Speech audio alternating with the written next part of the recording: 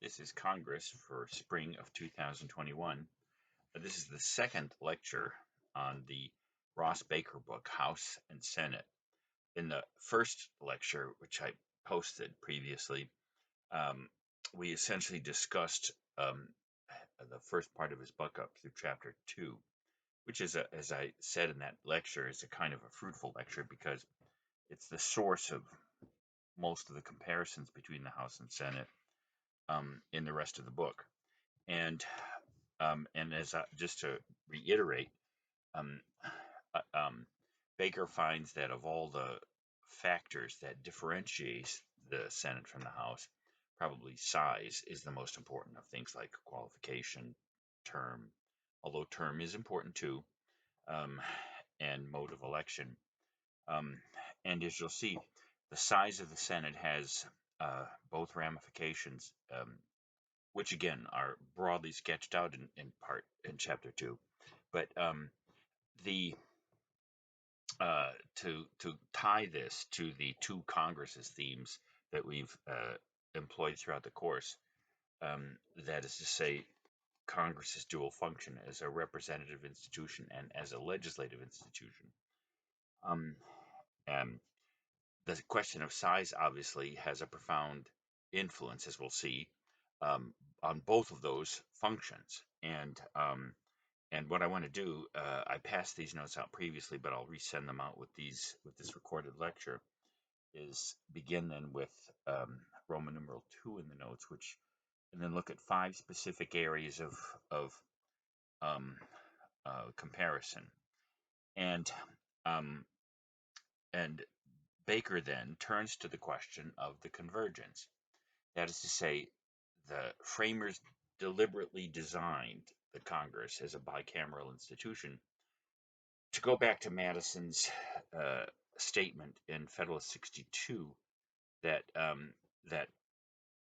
it's not just enough that bicameralism just doesn't mean that you have two separate chambers, um, uh, but as he says in the first of the 6 differences between the 6 deficiencies that the presence of a Senate corrects, if you remember, um, he says you have to make the two bodies different from each other in all things that don't um, preclude their participating. Um, their so you have to make this.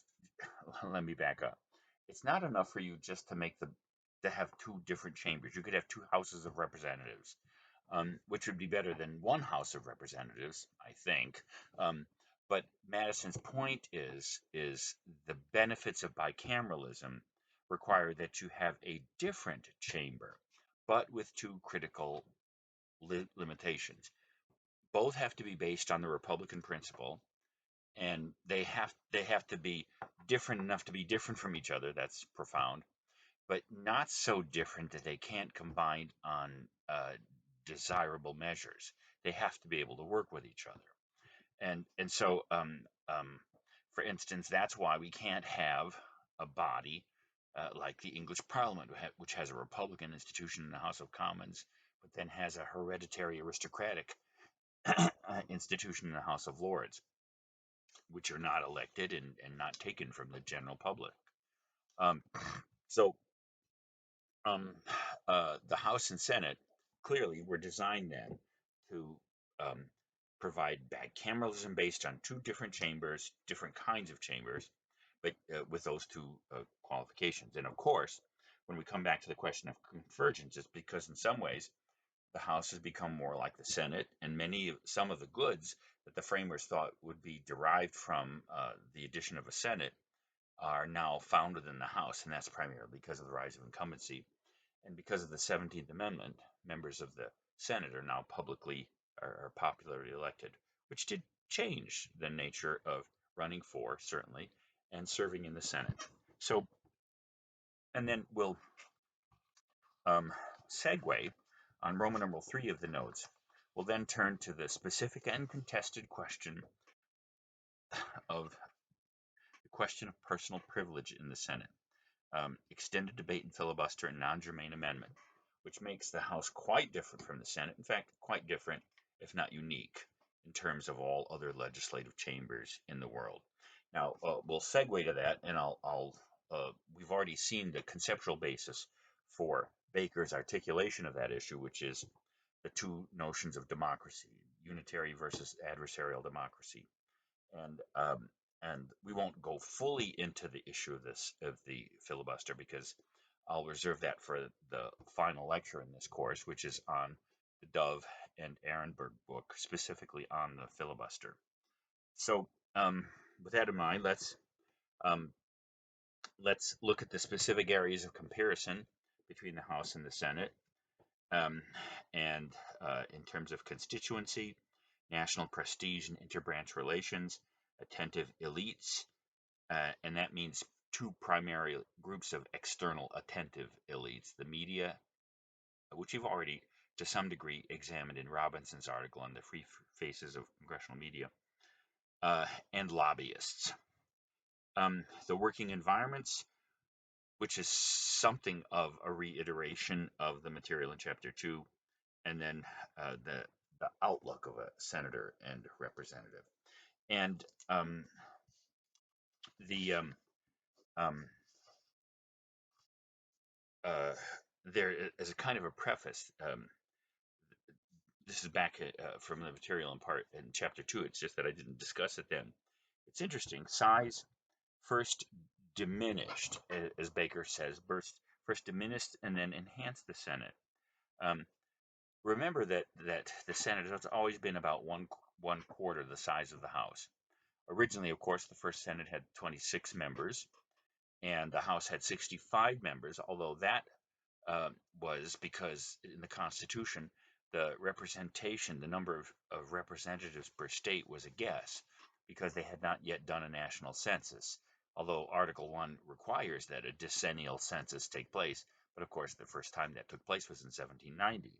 So the Constitution was designed in 1787, ratified in 1788, went into effect in 1789, and so before they could do a census. So they kind of guesstimated how many representatives each state should get and came up with 65. So originally, Baker's point was the Senate was so small that its informality somewhat undermined the prestige of the body and the seriousness of the body. By the way, you could say part of the background for that is, at the time of the Constitution, the states were the primary political entity in our political system, not only because the Articles of Confederation had created such a weak and feeble national government, but you could say that even though the United States, as Lincoln argues, seceded from Great Britain as a single united entity, hence the name United States of America, which of course goes back to the Declaration of Independence and the very origins of the country. But but even so, when the Constitution was formed and did create, in fact, a strong and vigorous national government, one that over the 2.5 centuries since the Constitution's formation has become an increasingly prominent element in not only the constellation of government, but in the whole fabric of American life.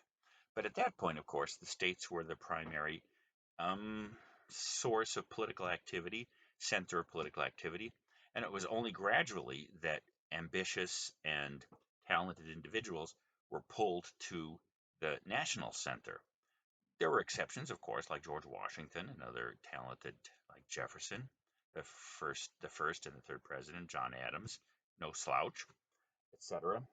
And of course Alexander Hamilton and Thomas Jefferson as Secretary of State into the administration. Madison, of course, who was elected as were 11 members of the Constitutional Convention, were elected to the first Congress. But Baker's point here is that in that general environment, the Senate was so small. And by the way, it's interestingly enough, the Supreme Court wasn't a particularly um, uh, a particularly hot focus of personal ambition or political ambition, um, until, of course, the first truly great Chief Justice, John Marshall, was appointed in 1801, and then served for 34 years, and then it became very clear that the Supreme Court would be a critical institution in the fabric of American government, and it began to attract ambitious individuals.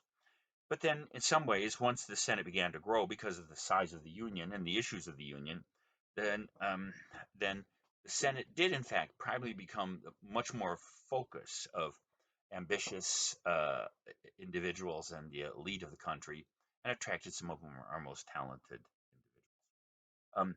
So let's look then at the five specific areas, and again, these straddle all the rest of the chapters in the book. So these five areas of comparison um, are bits and pieces of them are found in each specific chapter. So let's talk about constituency. And again, this is an issue born of size. House members come from smaller and more homogeneous districts.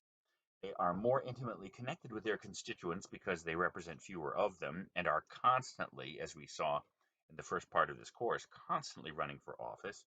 And the even though, as we saw when we compared and discussed Fenno's study of home style, who of course crafted the concept, um, both members of Congress and senators have to form home style, but it's much more intrinsic to the serving of the member of a house and how a member of the house fashions that representative link.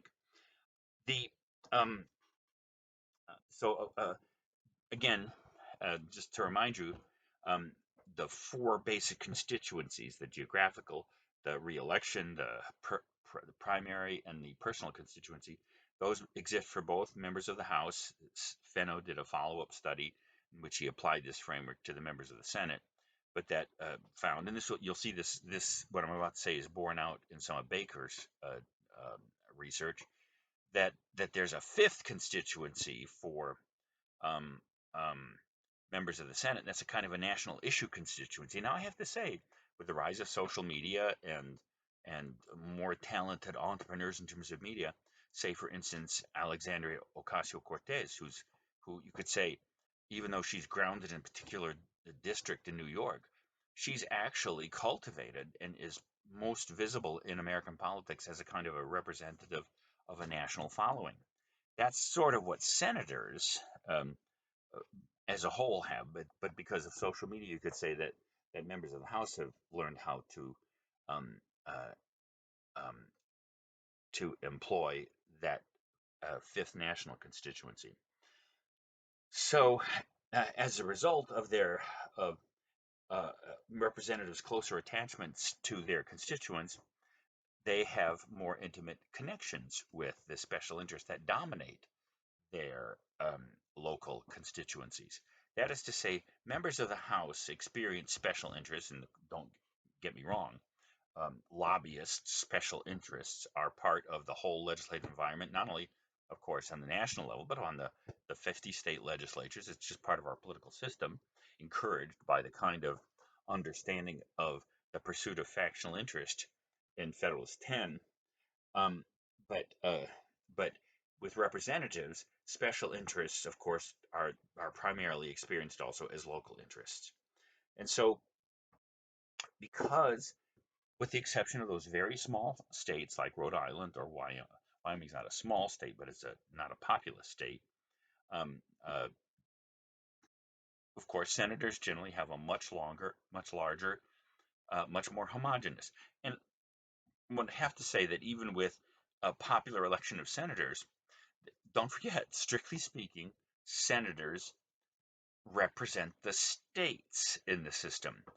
Um, if you look back at our original discussions, one of the rationales for bicameralism wasn't just to have a bicameral chamber balancing the devotion to legislative integrity and depth on the one hand, and connection with the people on the other, which is clearly the main vision of the bicameral legislature. But the rationale for bicameralism, don't forget, also derived from the complex and complicated nature of the Union. While the Constitution did create, while the Articles of Confederation clearly was a confederation, and the Constitution did clearly create a national government, nevertheless, because of the Great Compromise, uh, we aren't a purely national government. As Madison says in Federalist 39, in some ways the Constitution creates an incomplete national government.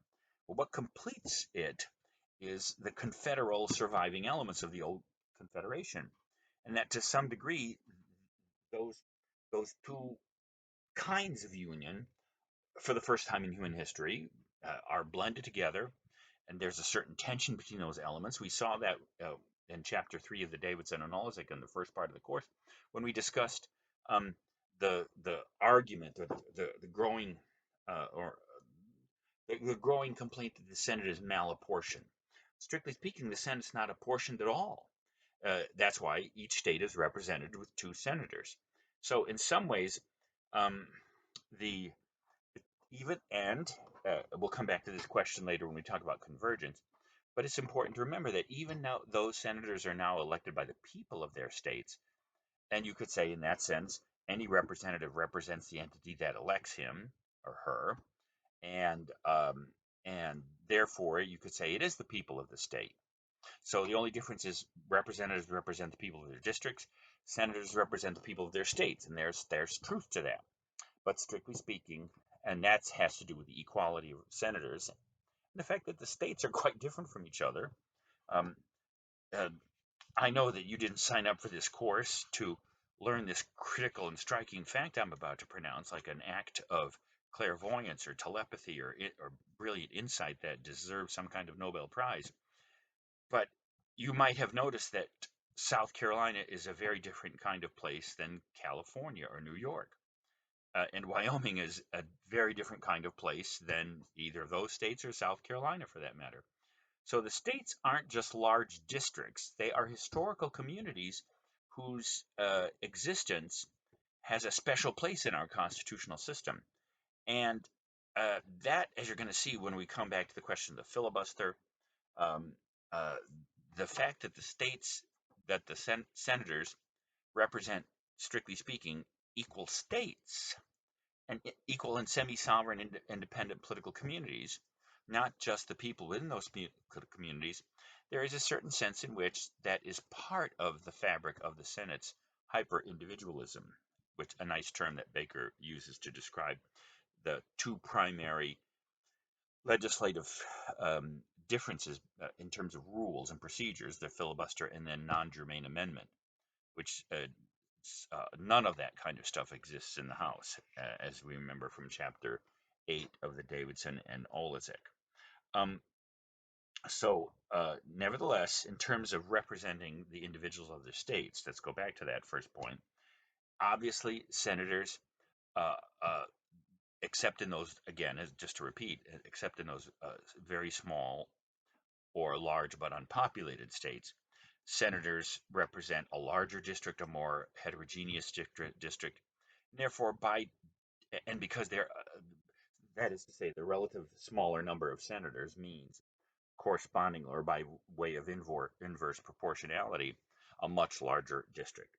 And um, and that's one of the reasons then that senators, to remind you of what Fenno discovered, that senators have this fifth national constituency, and as Baker points out in Chapter 2, and as we'll come back later, in fact, in the next point, senators are by definition more national figures than members of the House, unless, as you'll see, and this is one of the qualifications, members of the House occupy party positions of leadership and therefore transcend the individual districts to which they're attached. Nancy Pelosi is the representative from her district in San Francisco, but that's one of the reasons, by the way, that she has risen to the position of leadership, because as we saw in Chapter 6 of the Davidson and Laws, like seniority is still one of the core forces or arrangements within both chambers that elevate people to positions of leadership. Um, and and generally speaking, the more senior positions within the party are the occupants of the leaders. Now again, as we saw in Chapter 6, there have been oscillating moods where the power of the party to remove or elevate leaders has waned, and the principle of seniority has been both stronger and weaker. And my point here is that it is substantially weakened, by the way, weaker than it was in the middle of the 20th century. And that from the 70s on was a period more assertive party control of leadership positions through the conference and the caucuses. But nevertheless, seniority still is important. And if you come from a safe district as opposed to a marginal district, and if you remember from the Davidson and Olazik, a safe district is one where, generally speaking, your margin of victory is over 55%, which is considered by political scientists to be a landslide. Um, so, uh, um, as a result, their senators then are freer. They are they are clearly tied to their constituency through popular election, but they are freer to cultivate national attention. And and I've done this in different times and teaching American government and Congress over the last 40 years. Uh, ask students how many senators in the Senate they can name, and how many representatives in the House, even from their own district or their own state. And invariably, students are a good test of what Americans know and don't know. Uh, um, Students are like human beings, only more so, and um, and invariably, students can name far more senators than they can representatives, even in their own state. Typically, they can't even often name their own representative. So you're going to see that more this bleeds into several other considerations in terms of the prestige that senators, the relative prestige that individual senators and the Senate has in some ways.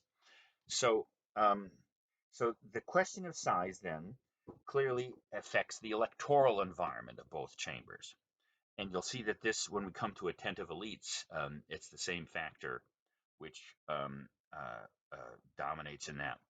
And the second point of comparison that straddles several chapters, all the way from the first to the last, and this is development of what we were just saying, senators, both in terms of national prestige and interbranch relations, um, senators do occupy more of the attention, not just when they're running for president, like Elizabeth Warren or Cory Booker or et cetera, or Kamala Harris, but again, there is a certain sense in which that not only because of the size factor, but don't forget the House and Senate have some critical um, different responsibilities. They are both equal legislative bodies. We went through that several times, but they do have unique responsibilities, which then also ha- uh, ha- affects this second point of comparison, which is national prestige and interbranch relations. For instance, although this has been blurred in the first 4 months of uh, the latest Congress and under President Biden, uh, where budgetary issues have kind of been concentrated in the Senate side because of the 50-50 uh, uh, split, and therefore to pass many aspects on the Democratic agenda and the agenda of the Biden administration. And of course, by the way, this is where we come up with the issue of the filibuster. Um, um, the Senate has had to resort to a budgetary procedure, which is a simple majority procedure, which is called reconciliation, the final stage in the budget process, where budget projections and budget expectations and projections are finally reconciled with each other at the end of the appropriations process. And so, but because revenue, all bills raising revenue according to Article 1, Section 9, must originate in the House, the Senate can amend uh, but uh, fiscal provisions, but they can't originate them. But then the Senate also ratifies treaties and executive appointments. So there is a certain sense in which, um, because of its connection with executive appointments and judicial appointments, by the way, the appointment power, the Senate ratifies upper level executive and independent regulatory agents appointments, plus, of course, the Article 3 judicial appointments. Therefore, the Senate as a body is more connected or engaged with the national agenda of the administration of the presidency, and therefore participates in some of that greater national attention. So you could say it isn't just size that senators and the Senate have more of a kind of a national prestige than members of the House, unless they, again, are individual leaders, party leaders, and visible there on a national basis in the House. Um, but um, the but also in terms of interbranch relations. Several times throughout the book, Baker points out that in conference, where you have senators as senators confronting members of the House as representatives, senators do occupy more of the nation's attention, and they do see themselves as superior to members of the House. Uh, that also has to do again with the number of staff that each one has. And we'll see that we'll come back to that, and we've already talked about that in chapter 2. Senators on the whole have at least 30 to 50 staff, depending on the senator and the committee appointments. And members of the House have anywhere from 15 to 20. So that senators are more like little barons as opposed to storekeepers. That's the analogy.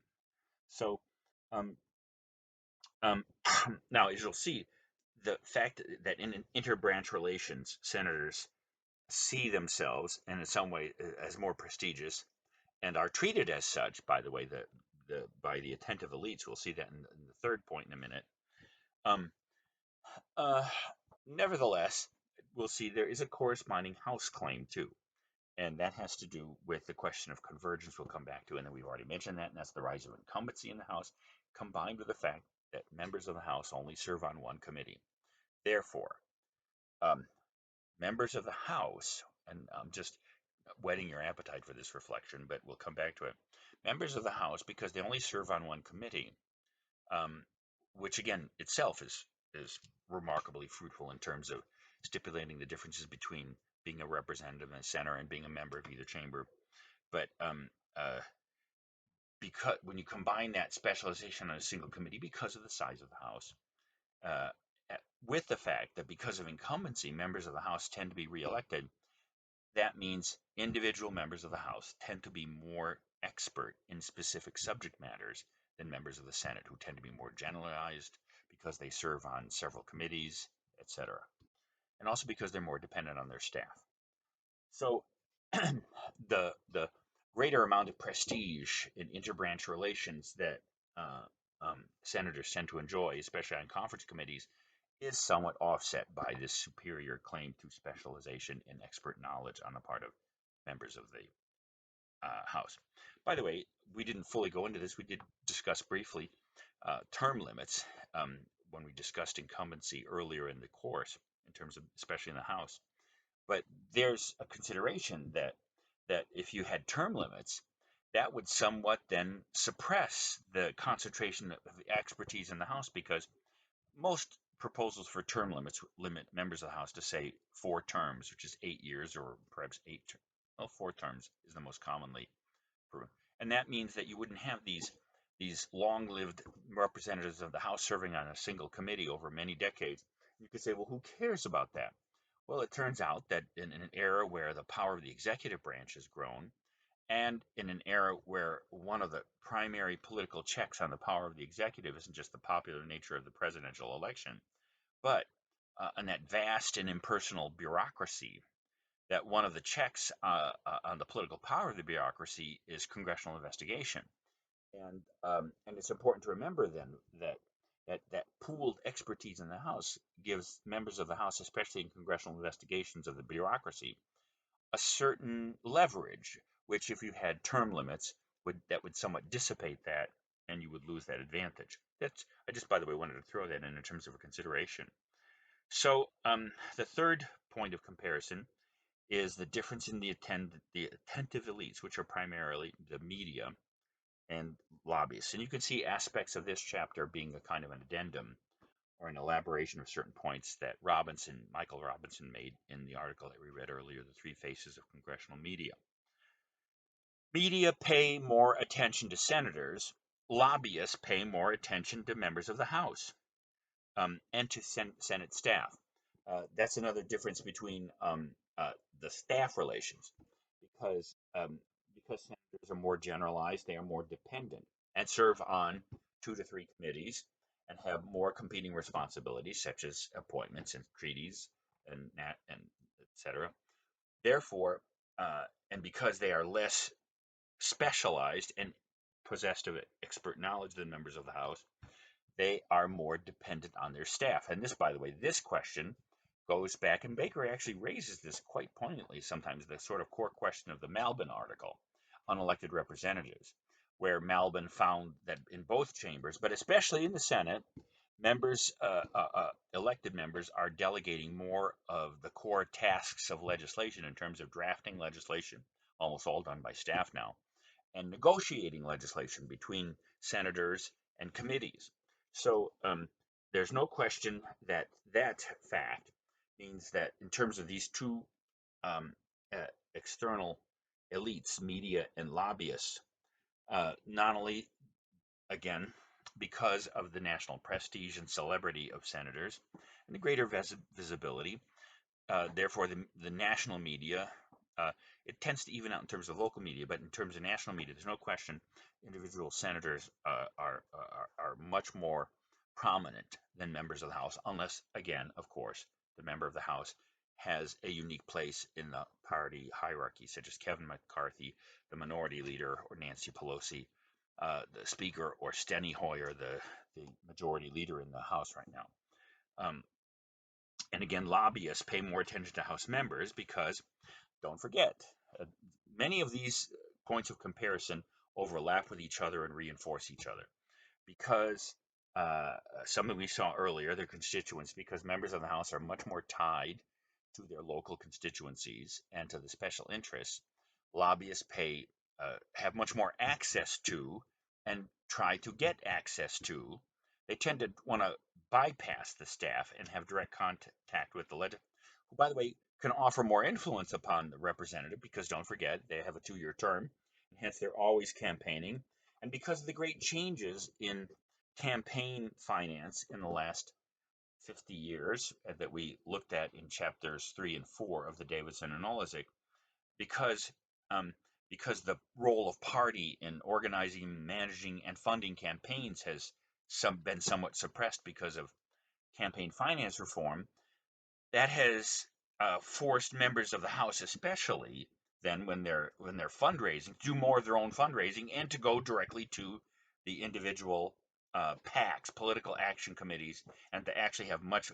We've forced them in some ways to become more intimate with their sources of funding, the special interests and contributors. So another interesting point of comparison: the working environment, number 4, again, he substantially lays much of this out in chapter 2, but let's generalize, of course, the other chapters. It's that face-to-face congeniality that makes for different deliberative styles within each chamber. We've seen that there is less formal hierarchy. Both bodies are hierarchical, both are dominated by party. But because of the personal and collegial nature of the Senate, because of its size, those are suppressed or moderated much more. It's a different kind of partisanship. And Baker argues, by the way, that even though the evidence in both chambers is that there's, like for instance, in several major votes since January, uh, uh, with the exception of the second impeachment vote in the House, where 10 Republicans voted to impeach, almost all major votes have been completely party line votes. Not one Republican voted for the COVID relief package put forward by President Biden and the Democrats. Um, and and it looks as if that's going to be a dominant situation in probably until the 2022 elections. So, uh, um, and again, as I just mentioned, there's a different relationship to staff. So I want to come back to this because of all the points of comparison, um, this is the most relevant one to the question of the filibuster, as we'll see. And when I when we discuss Baker's take on the question of filibuster, a defender of the filibuster, obviously, as is Dove and Ehrenberg, whose book is entitled "A Defense of the Filibuster," in defense of the filibuster, there is a certain sense in which the justification of the filibuster rests upon the different character of the Senate from the House. And and especially in term, and it's this fourth point of comparison: the working environments, the personalism, the relative softening of hierarchy, less partisanship, at least in the operation of committees, and the internal dynamics of the Senate. Um, that that that you can see that the defense of the filibuster requires this larger context or basis of support in the unique nature of the Senate. But as you're going to see, I want to make sure that we understand it. That you could say this is a rational response to that, and you could say, "How nice." And I'm going to come back to this, but I want to plant the idea in your head. Imagine you're skeptical of the filibuster. Imagine, by the way, that perhaps you're a progressive Democrat, and and and therefore this one institutional feature, the filibuster, in addition to the equal votes of both Joe Manchin and Chuck Schumer in the Senate, um, or uh, Barbara, um, um, or I just blanked on the senator from Alaska, Mikulski. Um, no, that's not Barbara Mikulski. Uh, um, you could say again, the Senate is a body that gives as much power to uh, the two senators from West Virginia or South Carolina as they do to California and New York. Now, again, if the context for discussing this is the fact that the compound nature of the union that I discussed earlier, as opposed to both proportioned bodies, which the Senate clearly isn't. My point here is this: you could say, how nice that the Senate is more collegial. How nice that senators know each other personally. How nice that on committees they work with each other more as one to one and as friends. But with respect to attaining our national agenda, who the hell cares? Why is that important? And you're going to see this is the deeper part of Baker's book, that these differences between the House and Senate aren't just interesting, like personality differences between husband and wife or friends or any group of people, but they are vital to the Senate performing its constitutional function, which, aside from being a representative and legislative body, is different, and that's to being the more reflective of the two chambers. That is part of the original design. So as we'll see, in response to the good common sense question, all right, I get it. The House is more hierarchical, more party dominated. Members are less personal because there's so many of them, etc. The Senate is, and you could say again, and my point here is you could look at all that and say how interesting, but who cares? Why is that important? Baker's point in making you see all these micro and macro differences between the House and Senate is that these it's not trivial that without these differences we would be better, we would be worse governed as a nation, not from the standpoint of any particular political program, but in terms of the attainment of the common good. So that's, as you'll see, that's why this distinction between the two modes of democracy, the adversarial and unitary, are so critical to Baker's comparison of the House and Senate. Um, so the last area of comparison is, again, and I've already touched on this, but to reinforce it, a specialization and nationalism. Um, they see themselves more as players on the world stage, and they are in some ways because of the connection with the executive branch and with treaties and foreign affairs. And for reasons that we saw, members of the Senate are less specialized; they're more generalist. Um, and and the point is that um, that greater generalization or less specialization, the greater national output, makes them have a different view of the common good than either members of the individual members of the House, individual representatives, or the House in general. The House does, and I think we've seen this to some degree, and we will see more of it as this Congress unfolds towards the 2022 midterms. Um, um, the House sees the national good through the lens of the majority party.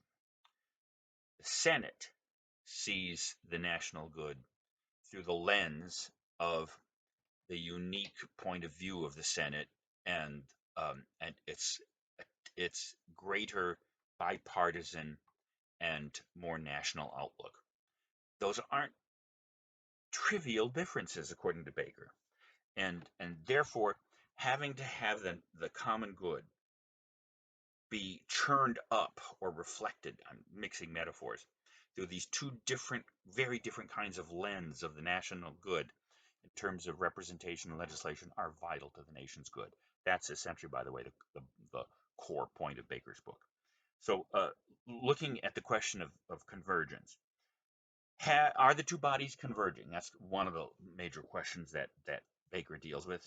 And because of the popular election of the Senate and the uh, um, incumbency in the House, they are more like each other in some aspects, but the whole point of Baker's book is to say they are not converging.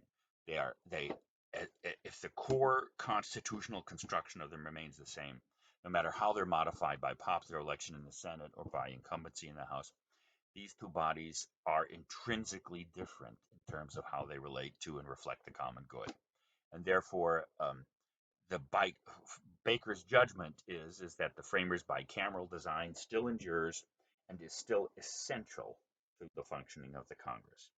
So let's look at Roman numeral 3 on the last part of the Baker, and that where Baker turns to and as you'll see, justifies the two hyper individual um, uh, aspects of the Senate's way of conducting itself. Um, and he poses the question, does the Senate give too much power to individual senators? Because again, the filibuster, even if it's not, even if it has been through 2015 and 2017, has been removed from judicial appointments. It's clear that, and we'll see this more in the Dove and Ehrenberg book, the Senate, the filibuster was used relatively sparingly throughout our national history up until the 1980s and 90s, and then its use began to burgeon, and then even more in the 2000s. And also, not only the way the filibuster worked in terms of actually holding the floor versus suspending action on legislation while other business of the Senate could go on.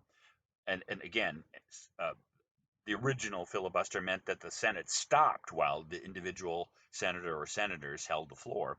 But then it was also extended to other parts of the Senate's business, such as judicial and executive appointments. Well, that has been changed. First, the Democrats removed the filibuster from under Harry Reid, by the way, from lower judicial appointments in 2015, and then the Republicans removed it from Supreme Court appointments under President Trump. So that's not a bad way to put the question. There's no question uh, that the filibuster gives remarkable power to individual senators, and that uh, uh, and that unless you are in a position of leadership in the House, no member of the House has the capacity to step outside the framework of the hierarchical majority and leadership of the chamber in the House. No individual member, except the committee chair or the chamber leadership, can divert or redirect the energies of the whole chamber. That is unique to the Senate, and not just in the filibuster. Remember, there's the other part of that is the go back and look at Chapter 8 in the Davidson and Alzek. Remember that when bills come up for debate and discussion and voting on the floor in the House, they each member of the uh, of the House is limited to often, typically 5 minutes of debate, unless, of course, they yield their time to somebody else, so that oftentimes like-minded representatives in the House can still speak for an extended period of time on the floor by pooling or yielding up their time. But clearly, in terms of extended debate, which is, by the way, another nice way of putting the filibuster, extended debate. And when we come back to this in the Dove and Ehrenberg book, I want you to remember that. One of the things I'll talk briefly when we first discuss the Dove and Ehrenberg book in the next lecture is the history of the filibuster. And there's been a lot of baloney being spewed in the last couple of years, and last year, about the filibuster being the relic of Jim Crow. It is not the relic of Jim Crow, as you're going to discover. Its history, it goes much deeper and longer than that. More about that in the next lecture. But the hyper-individualism of the Senate also has to do with the fact that senators can offer, unless restricted by unanimous consent agreement, have the power to offer non-germane amendments to the floor. So, by the way, Mitch McConnell has said that if the Senate votes to eliminate the filibuster, he is going to pursue a scorched earth policy. And what that means is yes, even if the Senate should abolish the filibuster, there are many other tools left to individual senators to impede the business of the Senate, not just filibustering. And non-germane amendments is the other primary procedural tool. So again, to articulate this question, Baker reminds us that, first of all, there are inequalities of power in both chambers. Remember, the House consists of 435 individuals. I hope you're aware of that by now, who are all equally elected by their constituents, and in terms of constitutional power, have as much power as anyone else in the House.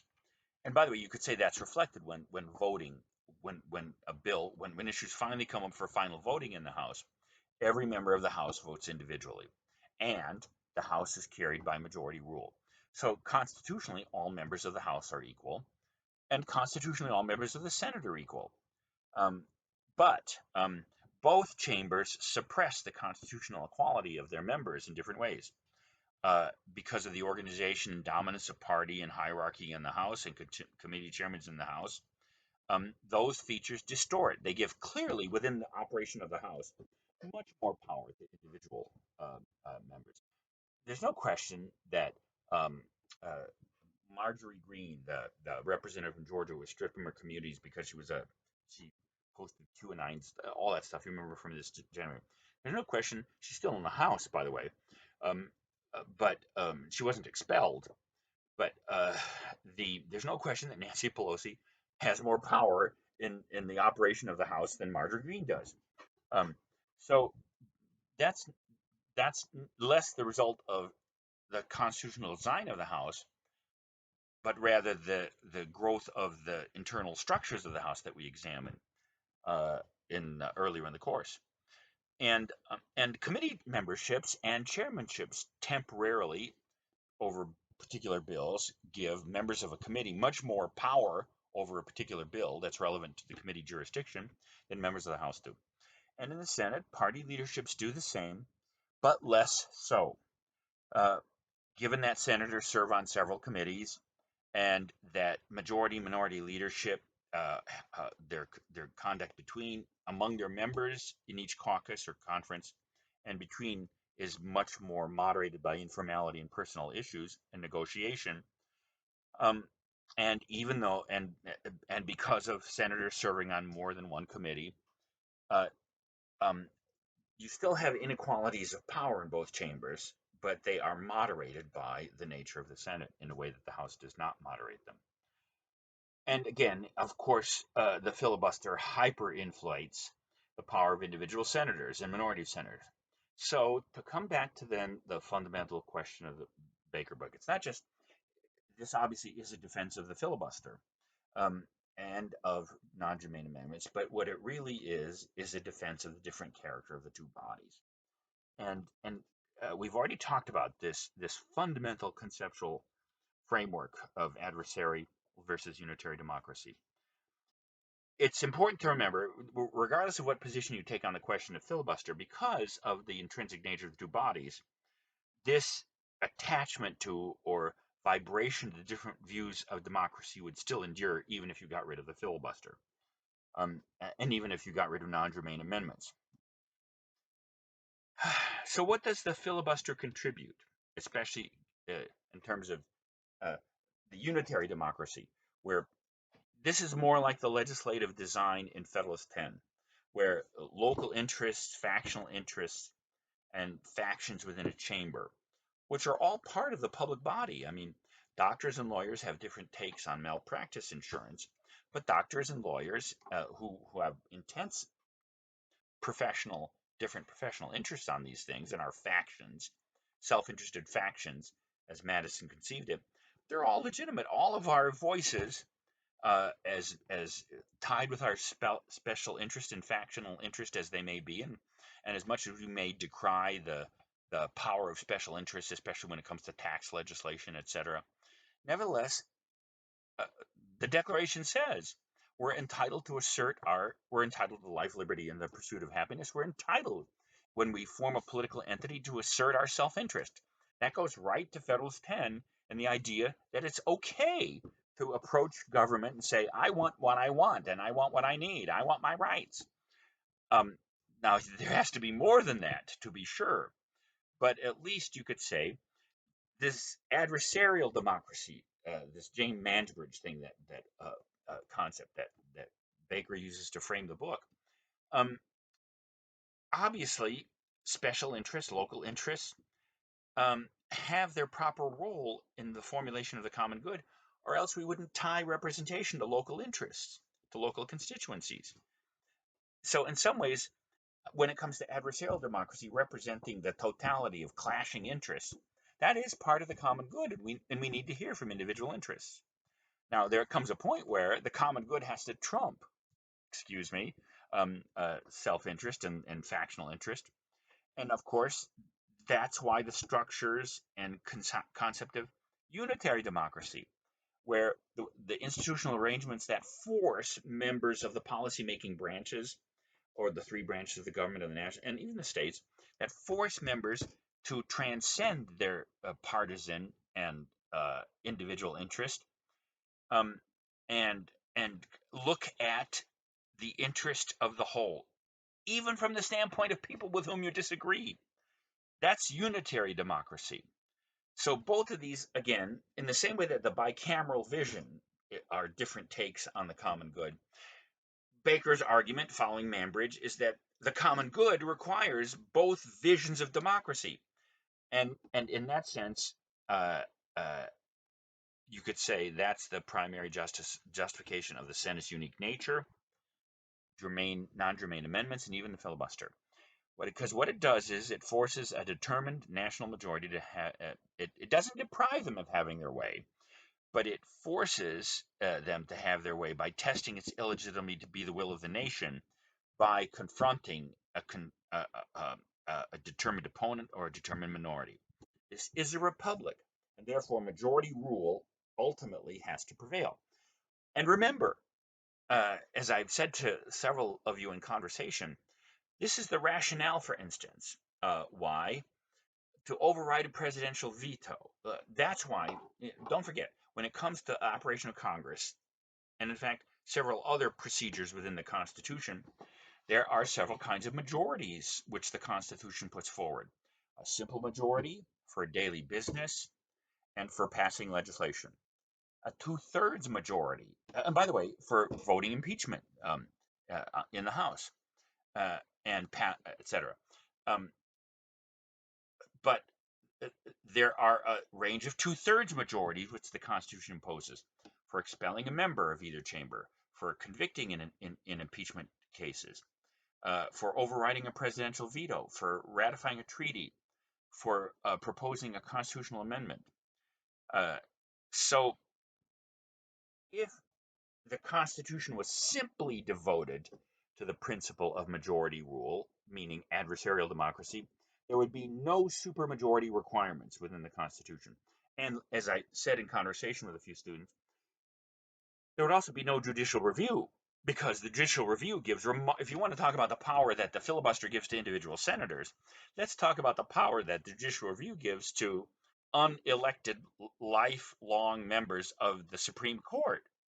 Um, so, uh, um, to so you could say that this embrace of super majorities does the same thing on the constitutional level that the filibuster does in the Senate. It it does allow a determined minority finally to have its way, but it puts in the way of a determined majority the necessity of consulting with and fashioning policy with an individual or with a minority. And as Madison points out in Federalist 10, as de Tocqueville points out in Democracy in America, democracy means majority rule.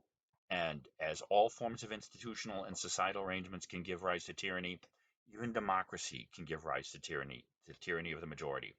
Therefore, you could say the main justification for the filibuster or non-germane amendments, like all supermajoritarian or non-majoritarian elements of the constitutional republic, are to foster deliberation through consultation, compromise, and through looking at national policy from someone else's point of view.